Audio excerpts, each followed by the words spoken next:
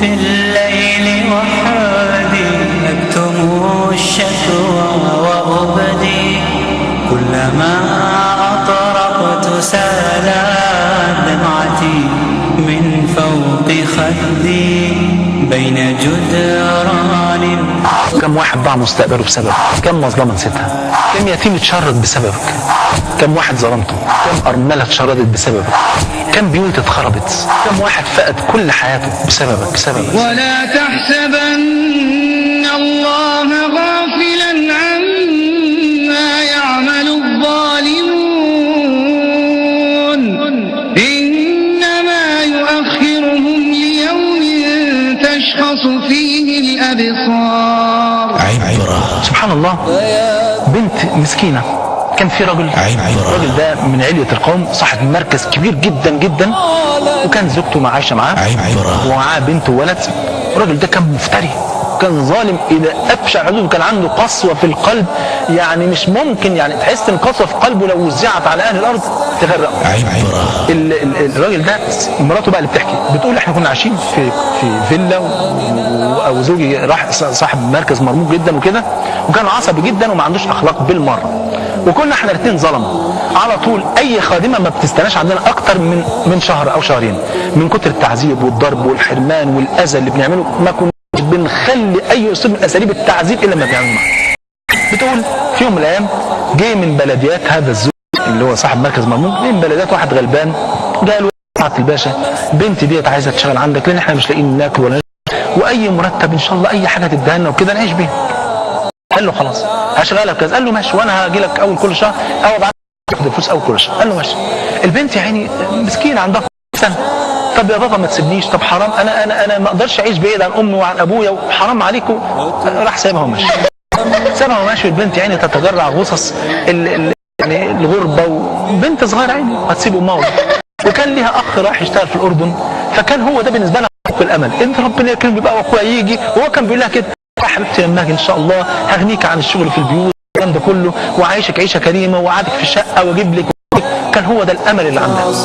المهم يقدر ربنا قعدوا يعذبوا فيها عذاب شديد جدا. الزوجه بتحكي بنرمي عليها السلك 220 فولت ونكهربها، كنا بنعلقها في السقف، كنا بنربطها العيش البايت، الطبيخ الحمضان، في شهر طوبه كنا بننيمها على البلاط في المطبخ، وكنا بنعمل كل انواع الاذى. هربت 6 مرات، وزوجي سلطته ومركزه المرموق كان بيجيبها تاني يوم كانت بتكون عنده.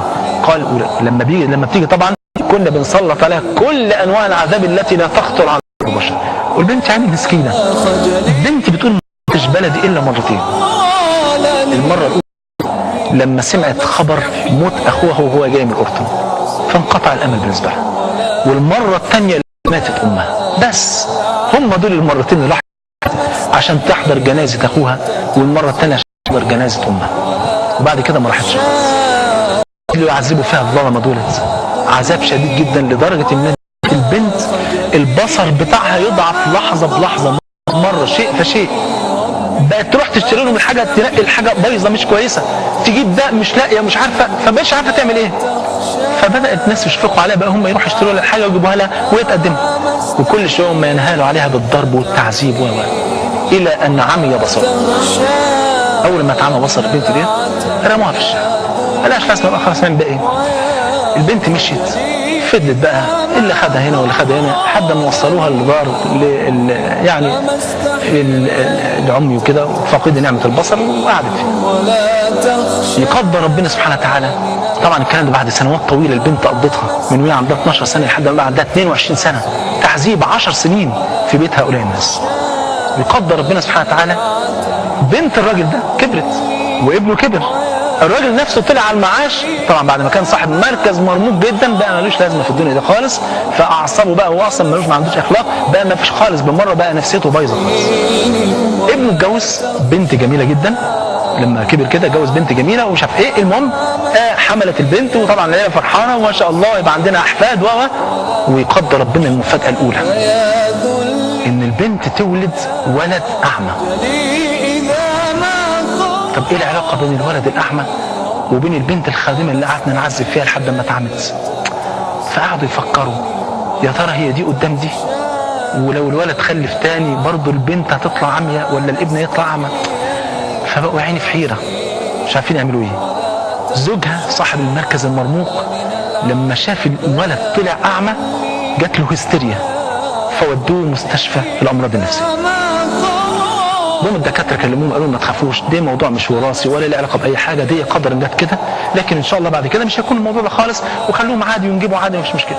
بعد سنتين شجعوا ابنهم، معلش يا ابني ديك حصلت مره ومش عارف ايه، وفرحنا بقى يا ابني حبيبي، ما بقاش في فرحه في حياتنا، حاول ربنا يكرمك يعني ربنا يرزقنا طفل ولا طفله كده تاني ان شاء الله تفرحنا. وحملت البنت خلاص اقترب موعد الوضع، وكلهم حاطين ايدهم على قلبهم، محدش عارف ايه اللي هيحصل. جت لحظه الولاده، ولدت البنت، ولدت بنت جميله جدا، وبداوا يسالوا الدكتور اخبار النظر ايه؟ قال زي الفل. ففرحانين جدا، البنت طلعت بتفتح وشايفه، اي نعم، وكويسه زي الفل. وبعد 6 شهور اتعمت. كانت دي المأساة التانية. فالأم حست، قعدت تراجع نفسها، مش ممكن يكون اللي بيحصل ده كده اعتباطا، مش ممكن يكون الموقف دوت كده، لا لا لا، ده اللي احنا عملناه مع البنت المسكينة ديت، العذاب اللي عذبناه لها، البنت اللي ما كانش ليها حد في الدنيا، اللي تيتمت بدري، اللي كان ليها أب قاسي تاجر بيها ورماها مقابل كام جنيه وصلوا لها أول كل شهر، لدرجة إن ما شافهاش إلا مرتين في 10 سنين. ده عقاب من الله لنا. بدأت الأم تخرج وتدور في كل مكان، في الإقسام، في المستشفيات، في دار مسنين، في دار مش عارف إيه، لحد ما لقيتها في دار المكفوفين. ودخلت عليها حضنتها وقعدت تقبلها تقول لها سامحيني يا بنتي، مين حضرتك؟ أنا فلانة فلانة. يعني البنت سبحان الله أول ما سمعت الاسم افتكرت كل العذاب اللي شافته في ال10 سنين اللي فاتوا، فلانة اللي كانت بتعمل فيا كذا، فلانة اللي كانت بتكهربني، فلانة اللي كانت بتنامني على البلاط، فلانة اللي كانت بتأكلني عيش زايد، فلانة.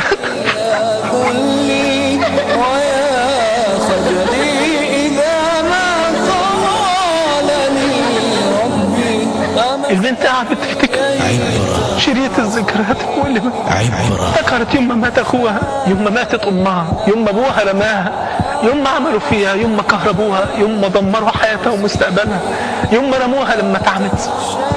فالام قالت لها مسامحاني يا بنتي، ورغم ده كله شوف القلب الابيض، قالت لها مسامحاني. خدتها معاها وقالت حبيت اكفر عن ذنوبي بان انا اربي البنت ديت مع ولاد ابني اللي هم كمان عمري، لعل وعسى تكون دي قدام دي وربنا يغفر لي وربنا ما استحييت تعصيني ولا تخشى من العتب.